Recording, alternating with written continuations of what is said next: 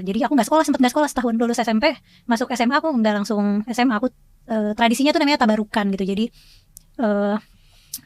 santri yang hafal Quran itu ada tradisi dia tabarukan dulu ke guru-guru yang lain gitu. Tabarukan tuh artinya?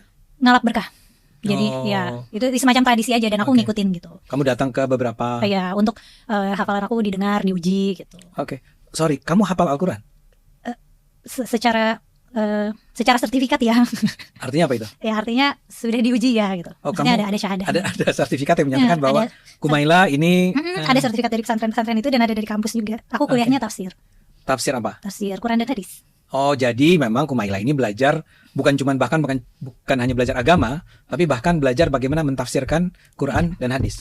Benar. Nah, makanya pertanyaan-pertanyaan di konten aku tuh kebanyakan heavy di agama. Dan kenapa aku ngejar banget memahami Quran, karena aku waktu itu mikir ya, waktu masih muda, mikirnya kalau semakin aku kejar-kejar nih, maksudnya semakin aku pelajarin ini, nanti aku akan nemu jawabannya gitu. Nanti pertanyaan-pertanyaan aku ini akan make sense gitu.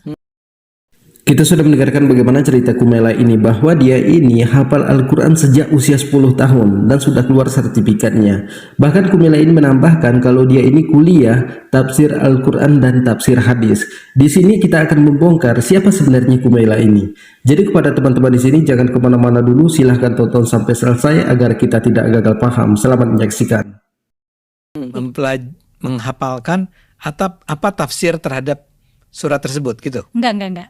Kalau ayatnya hafal, cuman kalau itu kan dipahami. Tapi kan kalau yang bentuknya sejarah itu kan masih kayak sifatnya, maksudnya masih cuma butuh kognitif level bawah aja kan. Maksudnya kayak belajar sejarah aja. Jadi kamu nggak butuh kayak high level problem solving gitu kayak misalnya critical thinking itu enggak terlalu. Critical thinking iya, tapi dalam batas tertentu ya. Jadi tujuannya kan outcome-nya supaya menjadi ulama. Nah, ulama kan punya framework-nya sendiri nih buat bisa ngeluarin fatwa. Tapi kan framework untuk bisa memproduksi fatwa kan harus tetap berada di koridor itu gitu. Jadi critical thinking tapi dipagerin gitu. Boleh berpikir kritis tapi yang ini jangan. Tapi ada koridornya. Kita sudah mendengarkan bagaimana penjelasan dari Kumaila ini. Di awal Kumaila ini menjelaskan kalau dia ini pernah kuliah tafsir Al-Quran dan tafsir hadis. Berarti dia ini bisa berbahasa Arab, bisa menerjemahkan Al-Quran ini dari Arab ke Indonesia, karena dia ini pernah kuliah tafsir Al-Quran dan tafsir hadis. Itu penjelasan di awal. Kemudian penjelasan selanjutnya dari Kumaila ini, kalau dia ini hanya hafal doang ayat Al-Quran tapi tidak tahu terjemahannya, tidak tahu artinya. Ini kan beda penjelasan Kumaila di awal sama yang selanjutnya. Karena di awal dia mengatakan dia ini pernah kuliah tafsir Al-Quran dan tafsir hadis. Berarti dia ini bisa berbahasa Arab. Kemudian dia ini tahu arti-arti dari ayat Al-Quran ini, bisa menerjemahkan dari Arab ke Indonesia. Kemudian di penjelasan selanjutnya Kumaila ini mengatakan hanya hafal doang tapi tidak tahu terjemahan dari ayat Al-Quran ini. Kita dengarkan ulang. Ada sertifikat dari pesantren-pesantren itu dan ada dari kampus juga. Aku kuliahnya tafsir. Tafsir apa? Tafsir Quran dan hadis. Oh, jadi memang Kumaila ini belajar bukan hanya belajar agama, tapi bahkan belajar bagaimana mentafsirkan Quran dan hadis. Menghafalkan apa tafsir terhadap surat tersebut gitu? Enggak. Kalau ayatnya hafal, cuman kalau itu kan dipahami. Tapi kan kalau yang bentuknya sejarah itu kan masih kayak sifatnya, maksudnya masih cuma butuh kognitif level bawah aja kan. Maksudnya kayak belajar sejarah aja. Jadi kamu nggak butuh kayak high level problem solving gitu kayak misalnya critical thinking itu enggak terlalu. Critical thinking iya, tapi dalam batas tertentu ya. Jadi tujuannya kan outcome-nya supaya menjadi ulama. Nah, ulama kan punya framework-nya sendiri nih buat bisa ngeluarin fatwa. Tapi kan framework untuk bisa memproduksi fatwa kan harus tetap berada di koridor itu gitu. Jadi critical thinking tapi dipagerin gitu. Boleh berpikir kritis tapi yang ini jangan. Tapi ada koridornya. Jadi saya minta tolong kepada teman-teman di sini, tolong di-share videonya agar banyak orang tahu siapa sebenarnya Kumaila ini.